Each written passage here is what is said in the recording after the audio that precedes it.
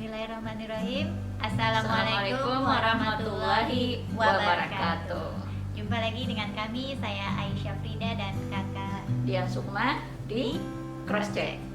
Kali ini kami akan sharing dan diskusi tentang sinyal kehidupan. Sinyal kehidupan. Nggak ada sinyal, nggak ada koneksi, nggak ada apa, nggak ada informasi. Iya, begitu juga di dalam kehidupan ini kan. Sebelum keadaan dan kejadian itu datang, sinyalnya udah ada dulu. Cuma kadang kita nggak begitu nggak gitu perhatikan atau sering kita mengabaikan. Semakin sering kita abaikan sinyal-sinyal kehidupan yang mampir di dalam diri kita, semakin melemah dia, semakin tidak peka kita. Contohnya ketika kita mau sakit, sinyal-sinyal mau sakit itu sudah terasa, ya, tapi kita abai, kita lawan, ya, akhirnya jadi sakit beneran, ya, sakit lebih parah lagi. Begitu juga di dalam aspek yang lainnya, sinyal itu datang memberikan peringatan, memberikan informasi kepada kita supaya kejadian tidak tambah parah, supaya kita tahu apa yang harus kita lakukan. Nah, ini berkaitan dengan kecerdasan intuisi, kecerdasan insting, kecerdasan naluri, kecerdasan bawaan seluruh manusia, itu kecerdasan otentik kita, kecerdasan body kita, tubuh kita. Nah, umumnya sinyal ini kita peroleh dari dalam diri kita kah atau bisa dari luar kah?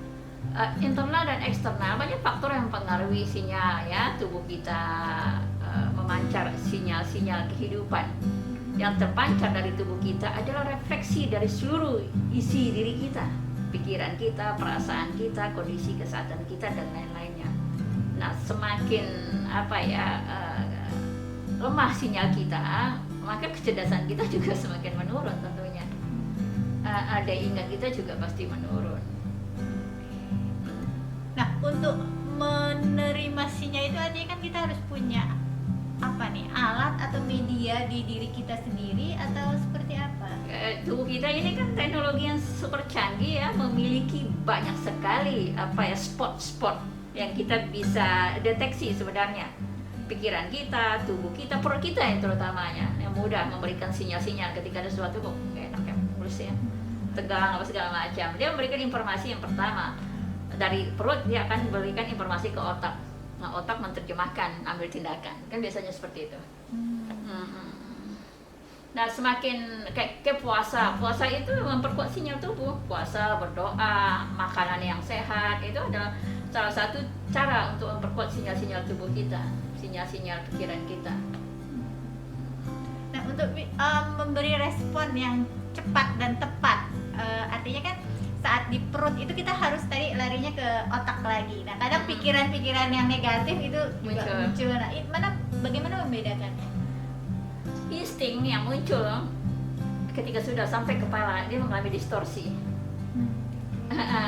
Gitu, kadang-kadang emang nggak perlu dipikirkan, hanya direspon, ditindaklanjuti.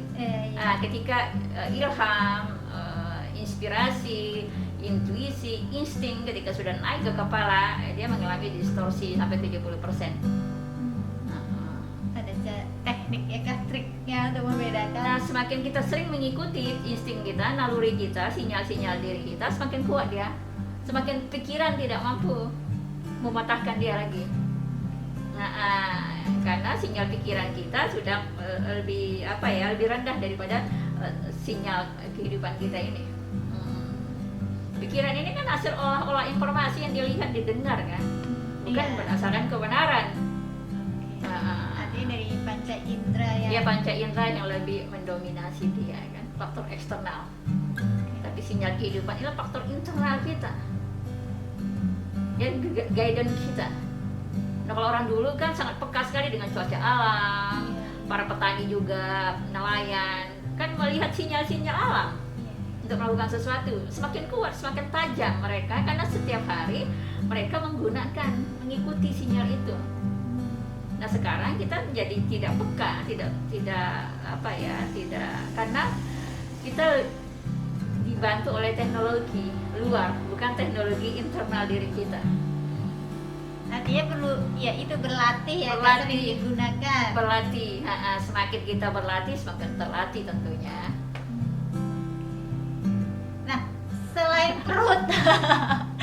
Kan gawat juga kalau sinyalnya di perut terus. Ya sinyal di perut itu kan pada awalnya mungkin bersifat tidak nyaman Tidak ya, nyaman, ya. gangguan pencernaan dan lain, tapi lama-lama enggak dia. Enggak ya? Enggak, semakin dia kuat, semakin dia informasi, bahasa, Oke. bahasa tubuh yang refleks dia, refleks. Jadi itu masih awal sekali Masih, kalau ya. berasa Masih, iya, mulus masih, atau apa iya, itu ya. ah. Tapi nanti bertumbuh lagi. bertumbuh menjadi semakin- kepekaan yang sangat kuat dia, sangat kuat. Tapi tetap lebih dominan di pusar ya.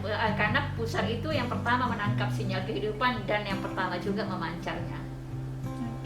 Nah, karena orang pusatnya di kepala ya, kita sudah pengetahuan konvensional membawa kita untuk fokus kepada kepala, pada otak, pada pikiran kita.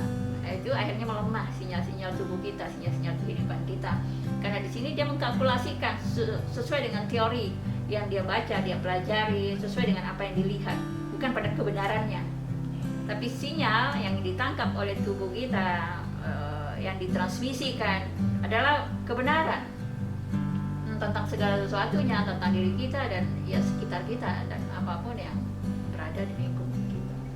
Bisakah dalam kondisi kita normal dalam artian tidak mendapat sinyal apapun, tapi kita mengakses sinyal itu langsung dari pusat?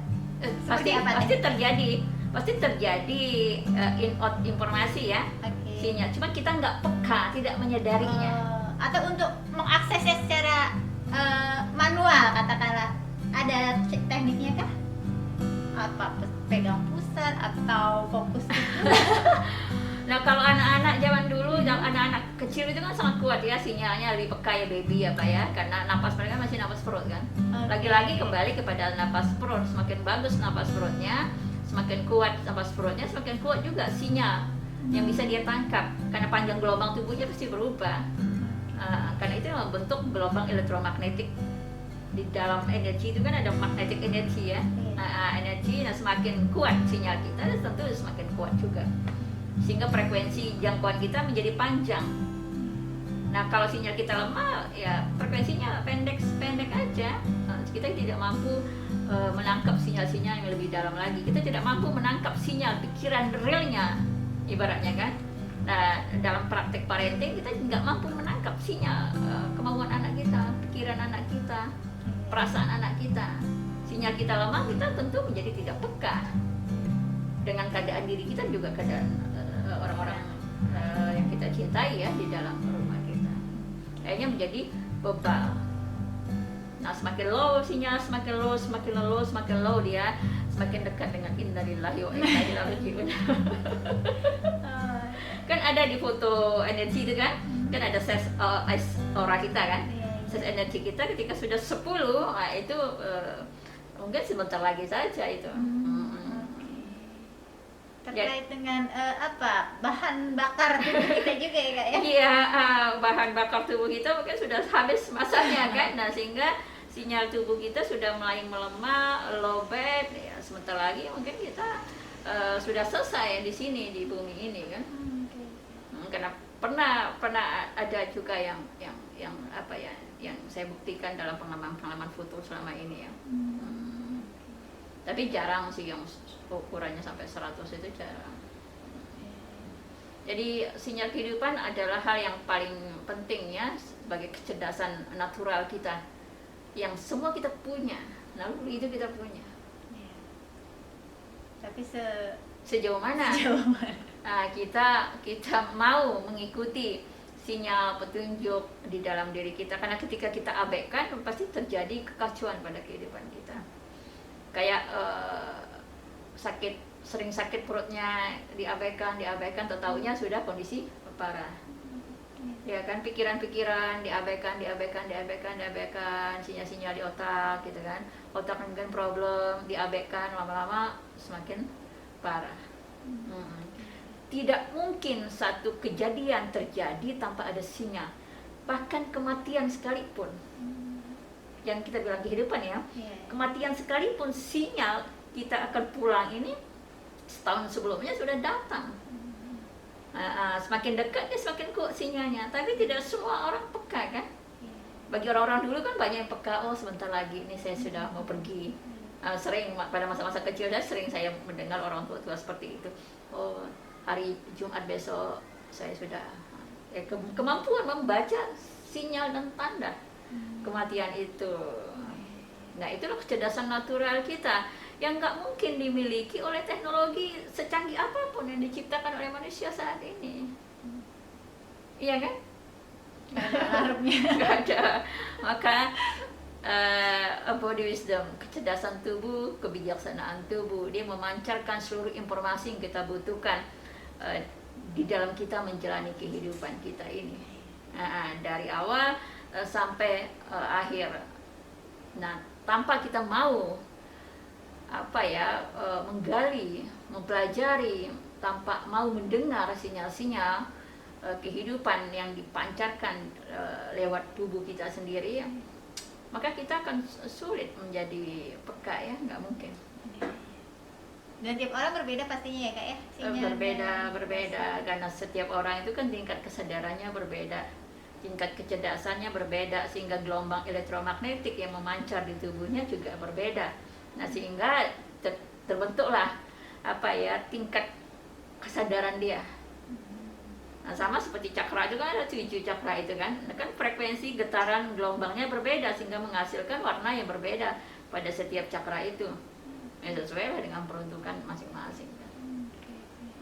Jadi sangat penting sekali kita untuk mengenal diri kita, mengenal kehidupan, karena nggak ada gunanya kita mengenal orang lain itu. Iya, karena nggak ada gunanya ketika kita tidak mengenal diri kita. Tapi ketika kita sudah mengenal diri kita, kita sangat mudah untuk mengenali orang lain. Everything is connected, iya kan? Ketika kita sudah peka dengan diri kita, otomatis kita akan peka dengan siapapun yang ada di sekitar kita, peka dengan kehidupan, peka dengan segala sesuatunya. Kepekaan tidak identik dengan melihat hantu, ya. Karena itu bukan kepekaan. Ini kadang-kadang miskomunikasinya di sini. Iya betul. Bisa lihat ini, enggak, bukan itu. Kepekaan itu adalah kemampuan memiliki rasa, menembus pikiran, perasaan, merasakan orang lain. Itu kepekaan, ya. Kepekaan yang seharusnya kita punya semuanya. Ya. Oh iya, udah panjang ya, masih pendek atau sudah panjang atau kita akhiri. Besok kita diskusi lagi dengan tema-tema berikutnya, dan untuk sinyal kehidupan mungkin sampai di sini dulu. Terima kasih buat teman-teman, sahabat semua, semoga bermanfaat. Assalamualaikum warahmatullahi wabarakatuh. Cross check, jangan lupa cross check segala sesuatunya.